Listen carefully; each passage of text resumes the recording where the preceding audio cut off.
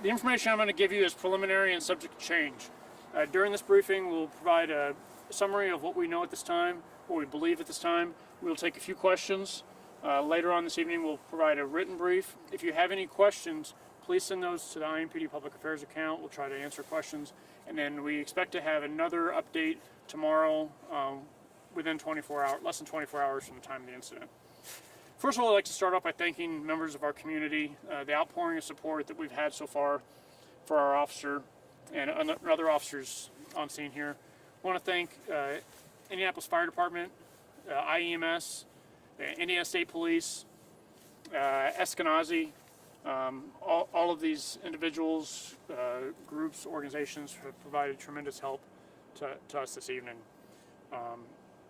What we know at this time, on Sunday, February 27th, 2022, last night, shortly after 10 p.m., an officer with the Indianapolis Metropolitan Police Department was shot, and an officer-involved shooting occurred in the alley north of 1600 Woodlawn Avenue.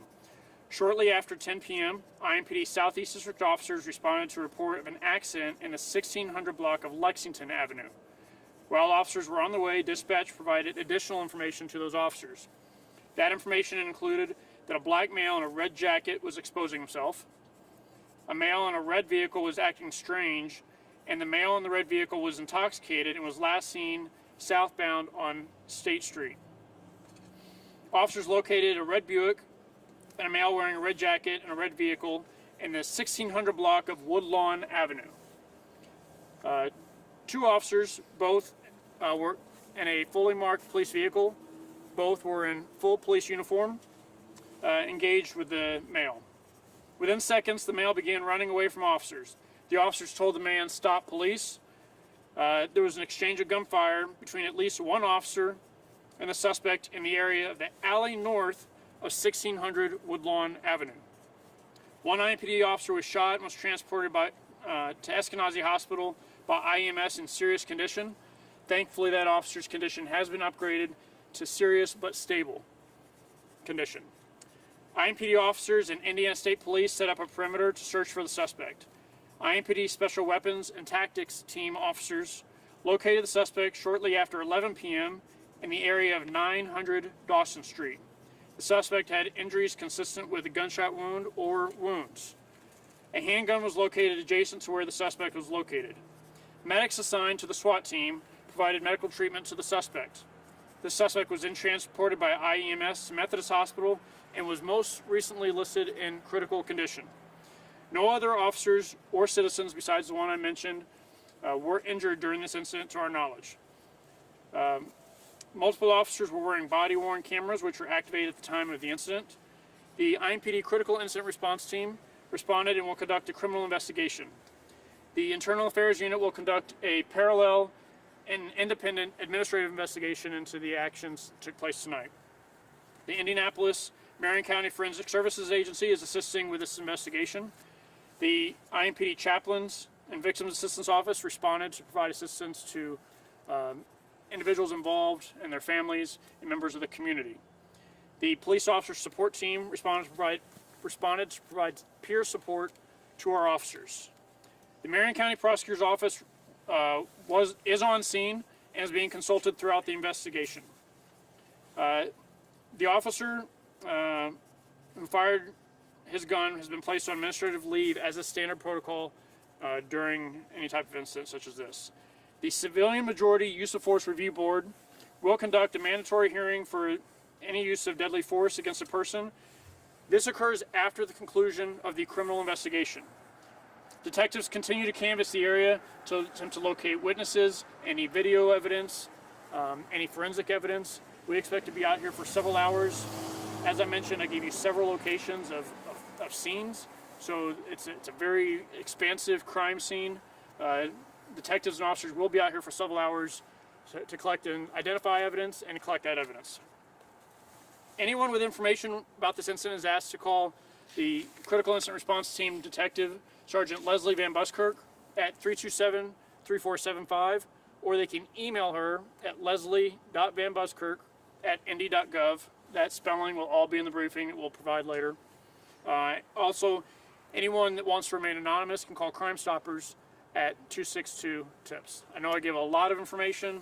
It might be a little bit confusing, so I'll try to clarify any questions that you have. Lieutenant Foley, the alleged shooter, was he the person exposing himself or the person alleged in the red vehicle? Who was the alleged shooter in this incident?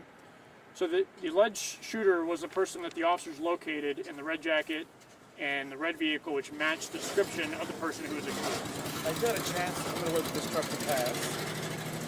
Have you had a chance to see any of the body-worn camera to indicate what may have provoked this person to shoot at the officers? I have seen the body camera footage. At this point, we're not going to release any other information about what was on the body camera footage.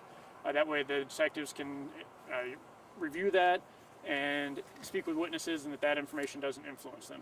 Shane, can you kind of explain it? So they came initially for a call of someone exposing themselves, and then there was. Yeah, let me clarify that. So the initial call was for an accident, actually. Okay, so they got a call. So a call for an accident, and while they were on their way to this accident, they received additional information that a person was exposing himself, that was possibly intoxicated, was acting strange, and that person left going southbound on State, and then located the person matching that description further south at Woodlawn. Okay, and that person was in a red Buick. Correct. Lieutenant, what does this say about, obviously, no traffic stop, no call for service is routine, the officers have to be prepared for anything? Can you just give us an indication, while you can't give us much information, as to what training was put into place in this call? Our officers are trained to handle rapidly evolving situations very quickly.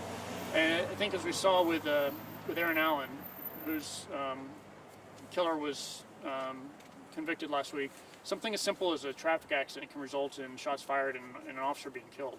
Thankfully, at this point, our officer is in serious but stable condition, still receiving medical treatment. But we never know what's going to happen. Show up to a report of an accident, and at some point, there's an exchange of gunfire. And so the man that was leaving, they told him to stop, and then there was the exchange of gunfire, and that's when the officer was shot. Correct? The man that was running away from the officers. Yes. And that is the man. Do they think that is the man also that was exposing himself? That's going to be part of the investigation. Okay. What we wanted to do is share as much information of the individual who matched the description for me to say definitively that was the same person. Okay. Is a little bit too early on in the investigation. But do we think he fired first? So what we can say is there was an exchange of gunfire, and detectives certainly are going to explore how that exchange occurred. And to be clear, We'll take one more, guys. There was no accident at all that they encountered, the officers? So, interesting, we believe there was an accident that occurred at the Lexington, let me make sure I have the address correct. Lexington Avenue. But that's still something that we're trying to verify. That's not where the officers located the suspect. And that was so we think that might be totally unrelated, though, this accident. Well, As far as it's related to this investigation because that's what brought the officers to Right. this location. So there was a report of an accident. Officers responded there, and information they received in connection with this reported accident is what led officers to where this incident what occurred. do you tell your families tonight, sir? You have a number of IMPD families that are on shift. Another shift will begin shortly. What do you tell those folks that are preparing to come into work and are wondering tonight, what the hell is going on? Well, I think we've seen the resolve of our officers. You know, we have one officer who was shot, possibly multiple officers who were shot at, and everybody else is here. They're still there's officers all across the city. They're still taking runs. They're still serving the community of Indianapolis. And despite the adversity that our officers in this community have faced in the last year or more, our officers are still showing up every day, serving the community, and putting their lives at risk, just like it happened tonight, to make this community safe. And Thank you. Shane, Thank you. the body found in the alley, is that Sorry. the person shot?